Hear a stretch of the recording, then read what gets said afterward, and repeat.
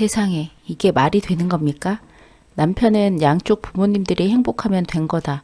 모르는 척하고 그냥 넘어가라 하는데 제가 알게 된 이상 그냥 못 넘어가겠습니다. 세상에 아무리 다양한 사람들이 있고 수많은 일들이 생긴다 해도 이건 아니다 싶어서 사연 보내봅니다. 사돈끼리 친하게 지내는 건 좋았는데 서로 파트너 바꿔가며 연애를 하다니요.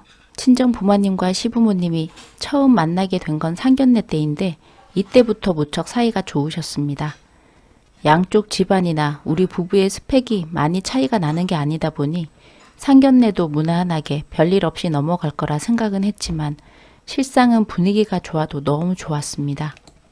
양쪽 부모님은 부부 동반 모임에 나온 것 같은 느낌? 자식들로 인해 인연이 맺어졌지만 우리도 친구처럼 잘 지내보자며 의기투합하셨습니다.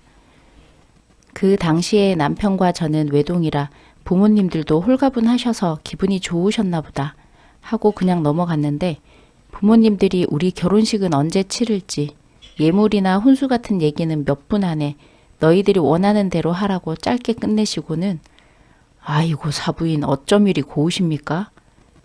우리 며느리가 엄마를 닮아 이렇게 예쁘고 바르게 잘 컸나 봅니다. 바깥 사돈들의 칭찬에 안사돈들은 호호 아유 별 말씀을 하고 내심 싫지 않은지 얼굴을 붉혔습니다. 시아버지와 우리 아버지는 낚시라는 공통 취미로 의기투합하셨는데 우리 결혼식은 뒷전이고 민물 낚시는 어디가 좋고 바다 낚시에서 잡은 감송돔이 크기가 몇 센치였고 서로 정보 교환하고 자랑하기에 여념이 없었습니다. 결국 모임 말미에는 바다 낚시 여행 일정을 잡으셨고 우리 결혼식 올리기도 전에 네 분이서 1박 2일로 동해로 보트를 타고 낚시를 나가셨습니다. 그걸 시작으로 한 달에 한두 번은 꼭 만나서 같이 여행을 가고 시간만 나면 서로의 집에서 식사도 같이 하고 주말에는 등산도 하며 지냈습니다. 자기야, 어버이날 어떻게 준비하면 좋을까?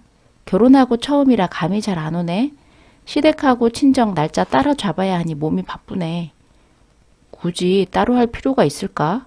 양가 부모님들 같이 만나는 걸 더 좋아하실 것 같은데? 그래도 되나? 자기 어머님한테 한번 물어봐. 나도 우리 엄마한테 한번 물어보고 알려줄게.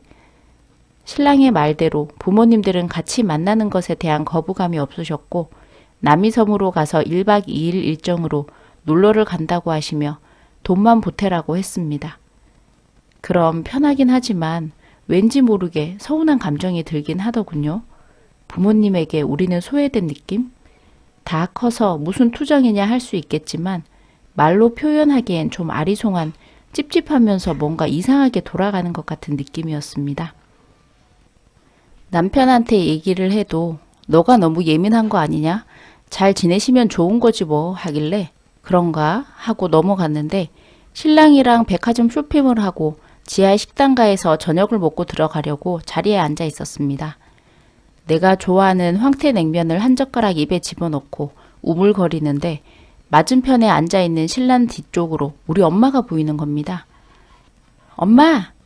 반가운 마음에 엄마를 불렀는데 그 옆에 있는 사람은 아빠가 아니라 시아버지였습니다. 네 분이서 나들이 나오신 건가 싶어 주위를 둘러봤지만 우리 아빠와 시어머니는 계속 보이지 않았습니다. 엄마와 시아버지는 내가 부르는 소리를 듣지 못하고 팔짱을 낀 채로 그대로 식당을 빠져나갔습니다. 남편, 내가 헛게 보이는 건가?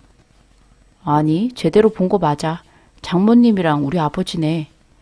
그치? 내 눈이 잘못된 거 아니지? 그만 먹고 빨리 일어나. 뒤쫓아 가보게. 굳이 뭘 뒤를 밟아. 그럼, 그러려니 하고 넘어가? 말도 안 되지. 빨리 차에 타. 혹시나 숙박업소나 다른 불량한 데로 가는 건 아닐까. 계속 조마조마하게 시아버지의 차를 쫓아갔는데 다행스럽게도 차는 우리 집 가는 방향으로 향했습니다. 그런데 차에 내려서 엄마가 들어가려는데 시아버지가 잘 들어가라고 인사를 하며 우리 엄마를 꼭 껴안고는 이마에 뽀뽀를 했습니다. 엄마는 수줍게 웃으며 시아버지 차가 아파트 단지를 떠나 시야에 보이지 않을 때까지 손을 흔들며 배웅을 했습니다. 엄마가 어떻게 우리 아빠를 배신하고.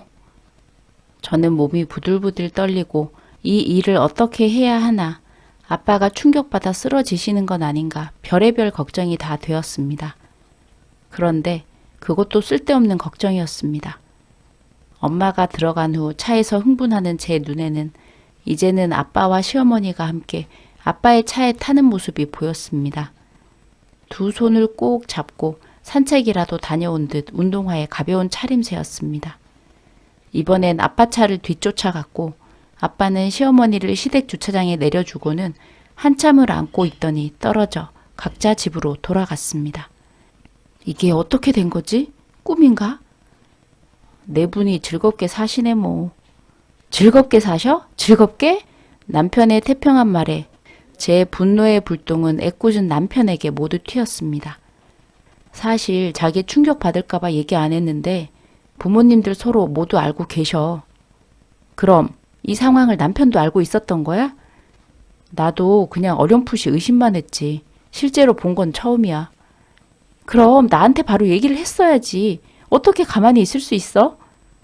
얘기하면 어떻게 할 건데? 우리가 이혼할 거야? 아니면 부모님이 이혼을 하고 쫙 바꿔서 사실 거야?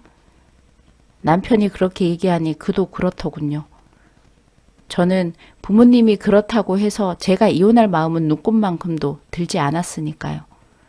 누구 하나 모르고 속인다면 문제가 되겠지만 넷이서 서로 알고 있는 사실이고 동의하에 이루어지고 있는 일이라면 제가 나서서 뭐라고 해야 할지 난감했습니다. 신랑은 이러다 마시겠지 그냥 넘어가자고 하는데 저는 아무리 생각해도 이건 부도덕적인 일이니 말려야 한다고 생각하는데 어떻게 해야 지혜롭게 이 일을 잘 처리할 수 있을지 아무리 머리를 쥐어짜내도 뾰족한 방법이 떠오르지 않습니다. 이럴 땐 남자들의 무신경이 참으로 부럽네요. 남편도 처음에 무척 혼란스러웠는데 지금은 그 시기가 지났다고 시간이 조금 지나면 저도 흥분이 가라앉고 무뎌질 거라고 합니다. 저도 모른 척 그냥 눈 감고 넘어가야 할까요? 아무리 주위에 불륜 얘기는 많아도 이런 경우는 처음이라 어디 얘기하면서 물어보기도 난 부끄럽고 고민을 하고 털어놓아도 믿어줄 것 같지도 않습니다.